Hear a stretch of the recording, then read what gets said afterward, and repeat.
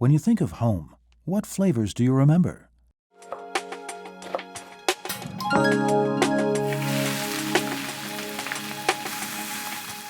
Wok frying pickled mustard greens and adding them to soup. When dehydrated pickled mustard greens are added to pork soup, refreshing aromas are released, while a tangy fragrance reaches the nose. Such simple Hakka cuisine drew a young man back to his rural hometown.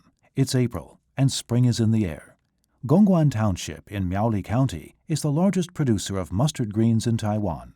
The best time to make pickled mustard greens is just after the fields have been harvested. This is pickled mustard greens. This is all leaves on top here to isolate the vegetables below. So we take this level here and wash it to make it into dehydrated pickled mustard greens. Zhang Renzong, who's preparing to sun-dry his mustard greens, was once director of a high-tech factory. Now 37, he's been back home for 6 years, learning from his elders how to grow mustard and make pickled mustard greens. Because the weather is so sunny and hot, one must be very careful with pickling. When I was small and saw my father and others cultivating mustard, it looked like very hard work. After I left home to work, I discovered that these older people were dying one after another, and there were only a few people left in this industry. I felt that this was a pity, so in 2012, I returned home to be a farmer. Early on, diligent and frugal Hakkanese were in the habit of pickling food in the sunlight to preserve it. After being harvested, the mustard greens are softened under sunlight, and then coarse salt is added to the tub for blanching, with a layer of salt alternating with a layer of vegetable. Then a heavy object is placed on top for press fermentation, helping the aroma. This process has to be completed 3 times or more to attain the fragrance of pickled mustard greens in jars. Once it was common to see people here doing pickling, but now only Zhang Renzong does it on a large scale. My grandfather built up our family's foundations through pickling, doing the same thing as your grandfather. I hope that a lot of young people can return to the countryside with a definite goal in mind and develop local agriculture. The pickled greens are placed on a barrier net, while rice straw below helps absorb water. When mixed with fermentative bacteria secreted by the pickled vegetables, a slight aroma of alcohol is produced. Zhang Renzong has developed advanced methods that differ from traditional production methods. Old people in the countryside mainly just keep doing the same thing, and they don't talk about why.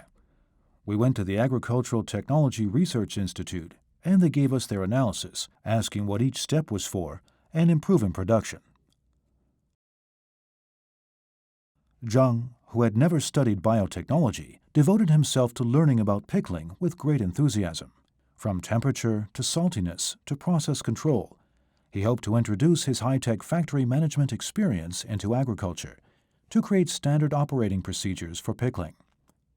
This is for making dehydrated pickled mustard greens. Our production process is to first pickle mustard greens, then sun-dry these into partially dried pickled mustard greens, until finally we make these partially dried pickled mustard greens into dehydrated ones. This is like a cottage industry. If we want to increase production volume, we have to build a factory. If we move in that direction, quality will be higher, as will production volume. To carry on the flavors of home and keep up with the times, Zhang promotes his food as natural and healthy, using less table salt and rejecting traditional preservatives and colorings.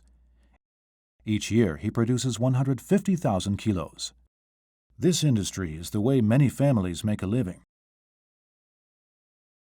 These mustard greens don't attract much attention, but when you actually do this work, you really can support a whole family. This is the Hakka spirit of perseverance.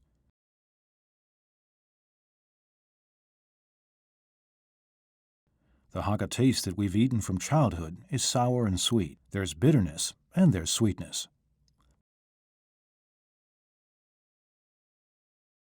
Zhang Renzong has taken a 60-year-old family flavor and made it possible for the kitchens of Gongguan Township in Miaoli County to enjoy the warm smell of Hakka cuisine. And he has also preserved memories of this ethnic group.